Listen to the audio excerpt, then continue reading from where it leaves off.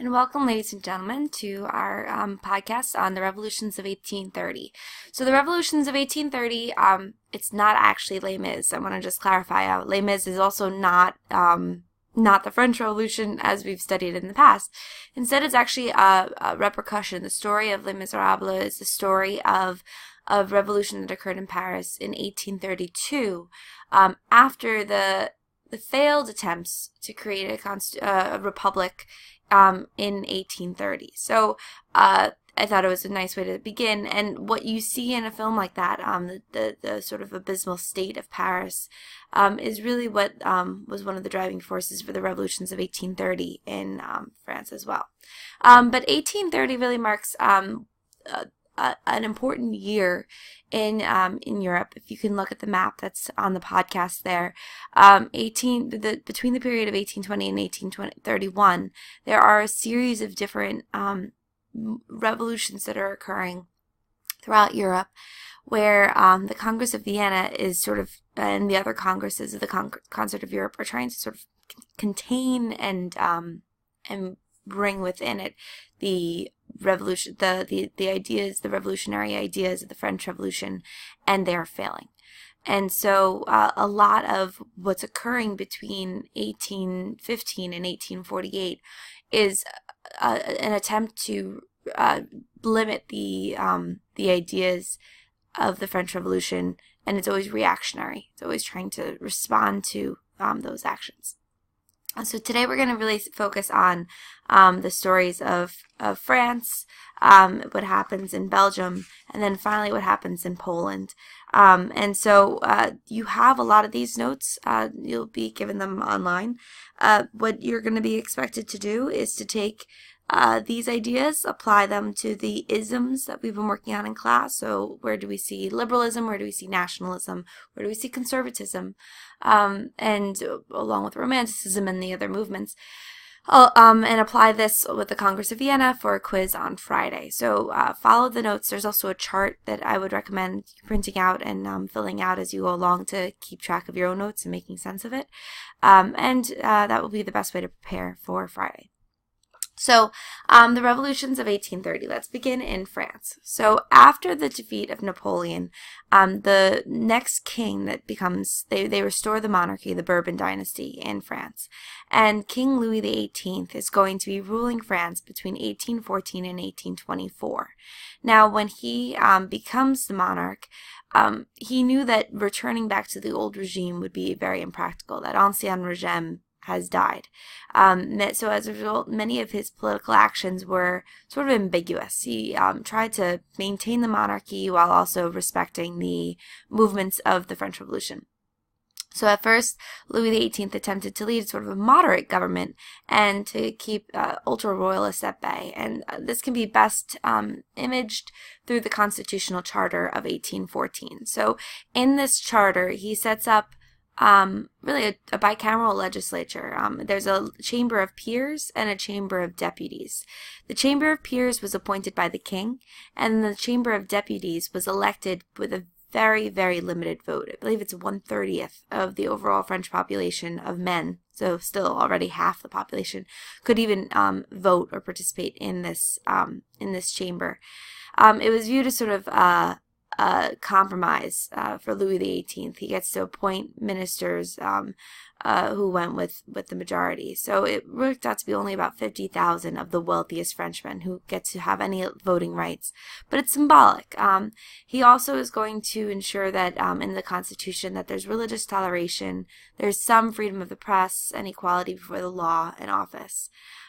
However, there's still another group in France at the time, the ultra-royalists, and they're not going to be happy with this. They want the return to that conservative form of government, the Ancien Régime, and they want their revenge after the French Revolution.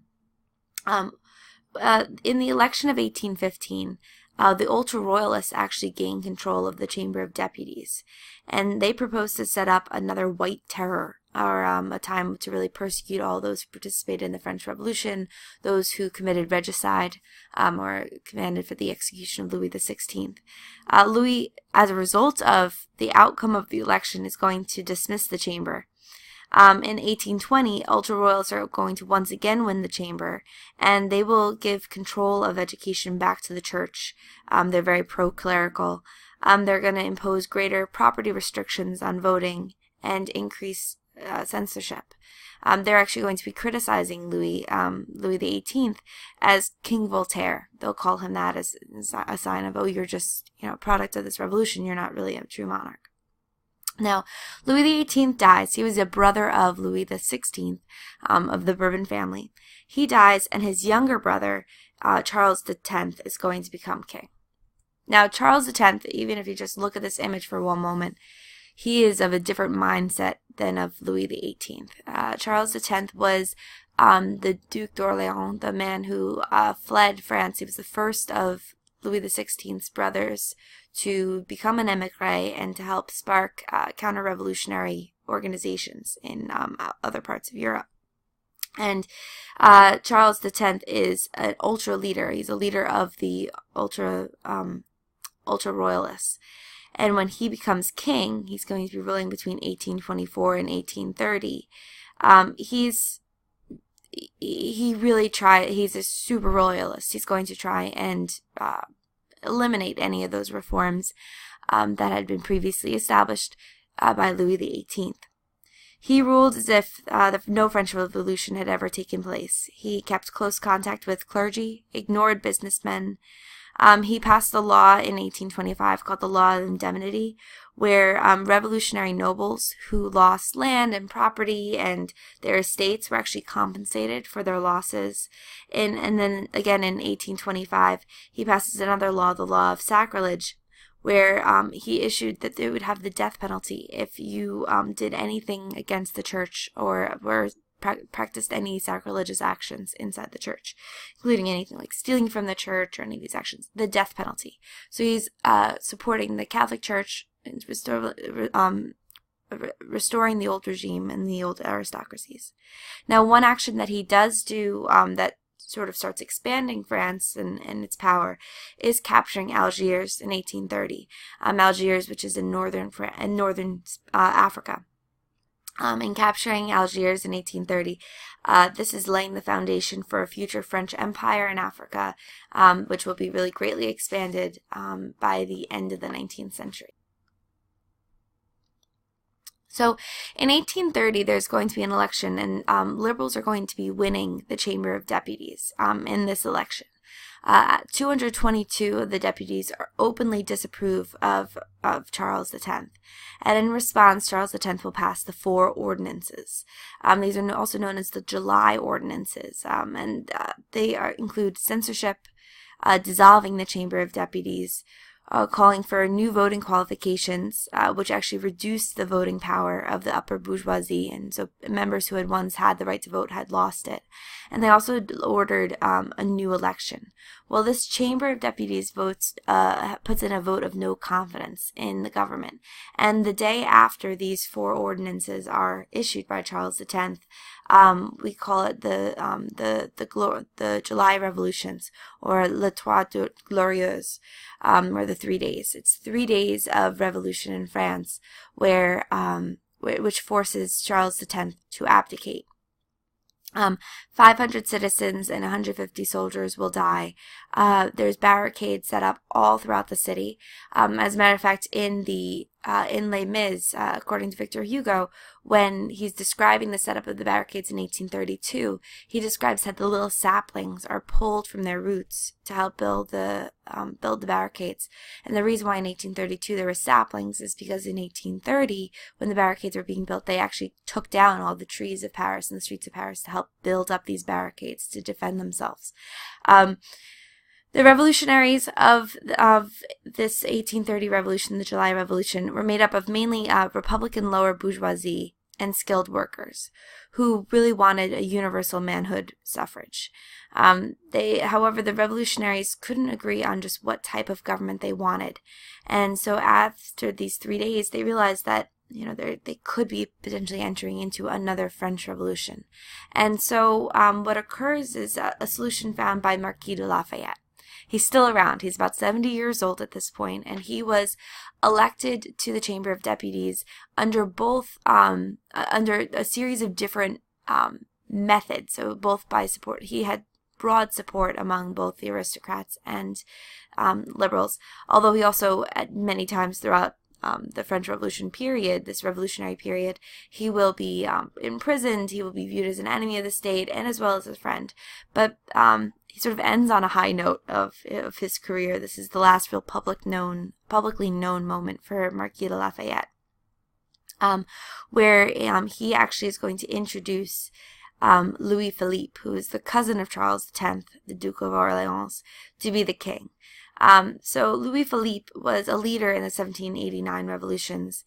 He helped join the efforts. He was part of the military in the 1790s. And so Marquis de Lafayette sort of viewed him as a good compromise between the desires of the Republicans and also the desire of a restored government, of an organized government. So the reign of Louis Philippe is from 1830 to 1848. He is known as the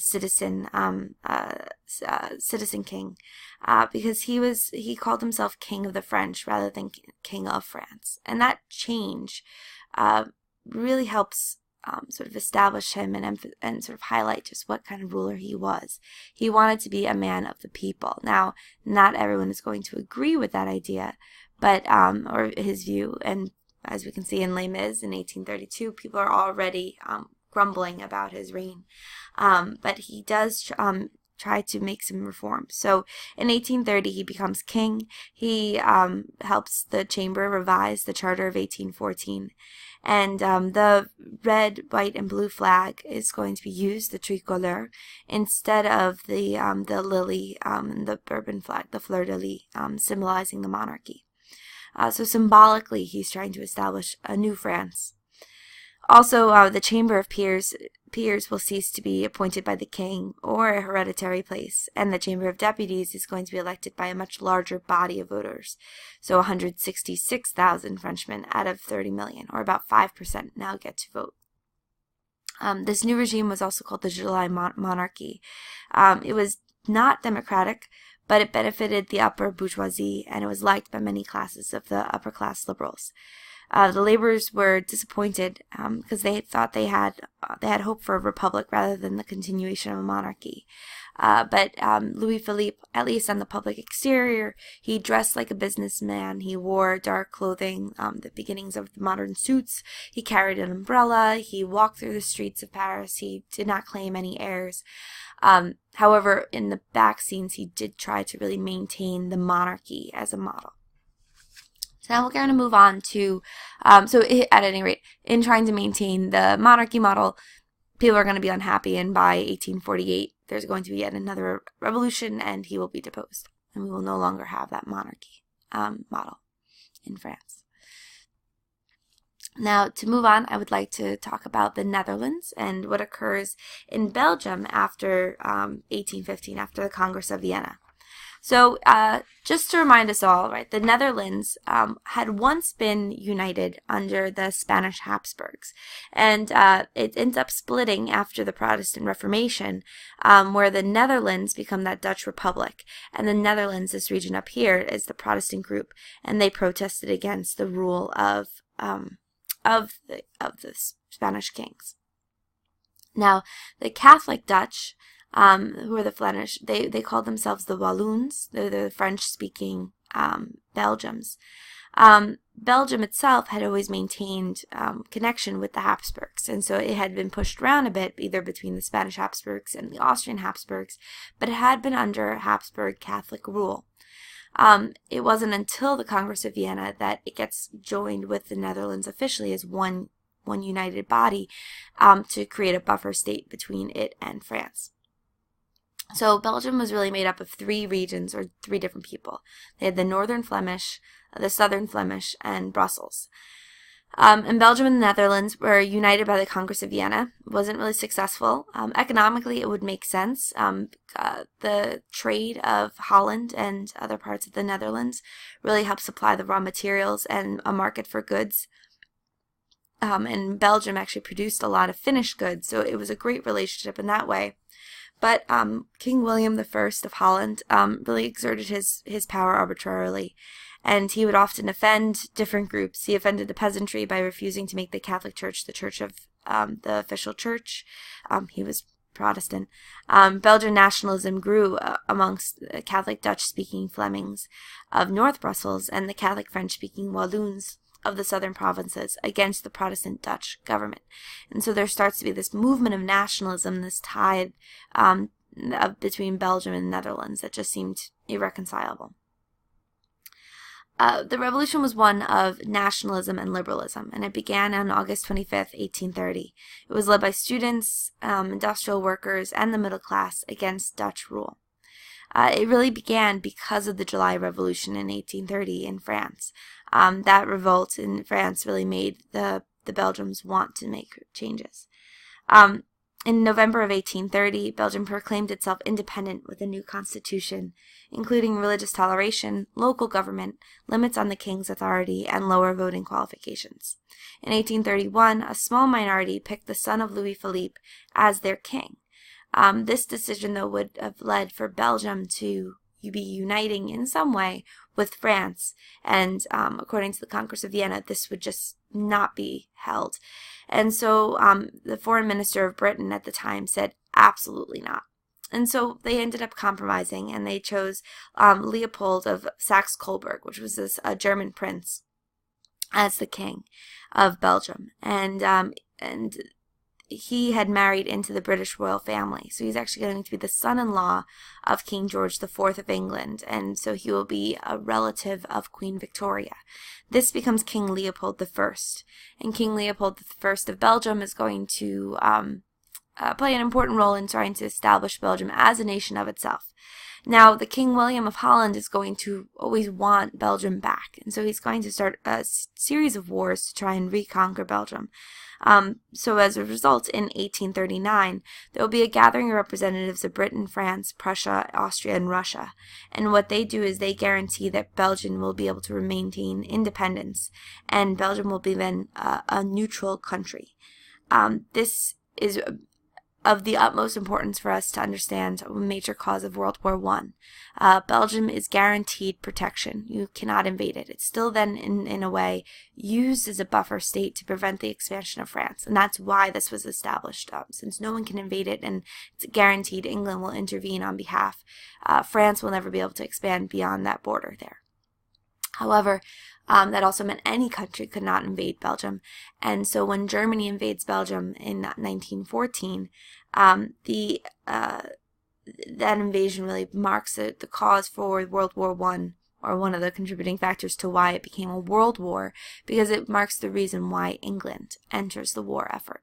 They had guaranteed this neutrality, and that Belgium would not be a country that would get invaded. So finally, we're going to discuss Poland. And now, poor Poland, right? Poland had ceased to exist, and then Napoleon managed to make it exist again, just to the point that we will no longer have it after the Congress of Vienna. And so Poland, or Congress Poland, is this map. It's a map in German, but it's that light green area here. And the reason why, of course, it's in light green is because the darker green is showing the areas of Russia. Now, if you see this border right along the edge here, this was Poland in 1660. So you can really see how much of Poland had been cut down to size as a result of the partition of Poland in the 18th century, and then later on now the Congress of Vienna and just the minimal restoration of Poland. So in 1815, the Kingdom of Poland was now under control of the Russian Empire, and the Tsar Alexander I had preserved a lot of the reforms of Napoleon there, but maintained that he was the ruler of Poland. So he preserved the Napoleonic Code. He did have censorship. Poland had by far the most liberal constitution, but that wasn't good enough for Poland. And when Nicholas I took over as Tsar after the death of Alexander I, he's going to be much more of much tighter of a regime, and he's going to be much more restrictive over the Polish. And so Polish nationalists, mainly students, army officers, and aristocrats, they're going to begin to demand a transfer from Russia to Poland of provinces that had belonged to pre-partition Poland, so places like Lithuania, White Russia, and Ukraine. Meanwhile, there's going to be a rise of different secret societies in Poland. In November of 1830, Warsaw had a secret society start to riot and establish revolutionary government. And this government will fall by September of 1831. And Nicholas will then be in control again. Once that revolution had failed, I'll show you an image of very romantic painting here of the insurgents, the Polish insurgents fighting against that well-organized Russian army. Once Poland is defeated during the 1830 revolution and that Congress fails, and the new government fails in September of 1831, Congress Poland will cease to exist, and on maps you will no longer see a Poland. Instead, it will just be a part of the Russian Empire. Nicholas is also then going to impose martial law and close all the University of Poland. And so this really marks a scar for Poland. We'll still see a continuation of Polish nationalism really from that point onward in history. Poland really always is actively adamant to be independent, despite its inability to. So we'll stop there for today. So those are the three major revolutions I wanted to discuss about 1830. And in class, we're going to be talking about what happens about 15 years later with the revolutions of 1848, which are on larger scale. All these sort of help highlight, though, the one phrase that Metternich coined: when France sneezes, the rest of Europe catches cold.